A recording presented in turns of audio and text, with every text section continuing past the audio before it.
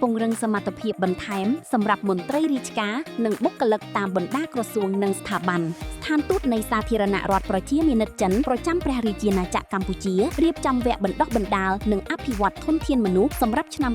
2027ខាងមុខនេះក្រោមក្របខ័ណ្ឌកម្មវិធីជំនួយបរទេសភាគីចិនផ្ដល់ជូននូវជម្រើសបណ្ដុះបណ្ដាលចម្រុះរួមមានការទៅសិក្សាដោយផ្ទាល់នៅប្រទេសចិនវគ្គសិក្សារយៈពេលខ្លីនៅក្នុងស្រុកឬតាមរយៈប្រព័ន្ធអនឡាញព្រមទាំងមានការគាំទ្រពីអ្នកជំនាញជាន់ខ្ពស់ផងដែរគម្រោងនីមួយៗត្រូវផ្អែកលើសាវតានិងយុទ្ធសាស្ត្រជាតិច្បាស់លាស់រយៈពេលសិក្សាត្រូវបានបែងចែកតាមកម្រិត7ថ្ងៃសម្រាប់ថ្នាក់ដឹកនាំក្រសួងនិង14ថ្ងៃសម្រាប់កម្រិតអគ្គនាយកចុះក្រោមលើសពីនេះបណ្ដាក្រសួងអាចស្នើទីកន្លែងបណ្ដុះបណ្ដាលអាហារនិងការស្នាក់នៅតាមតម្រូវការជាក់ស្ដែងកុំឲ្យឱកាសដ៏ល្អនេះកន្លងផុតទៅសូមបណ្ដាក្រសួងពាក់ព័ន្ធទាំងអស់រៀបចំសំណើគម្រោងតាមទម្រង់បែបបទនិងផ្ញើត្រឡប់មកស្ថានទូតវិញឲ្យបានមុនថ្ងៃទី15ខែឧសភាឆ្នាំ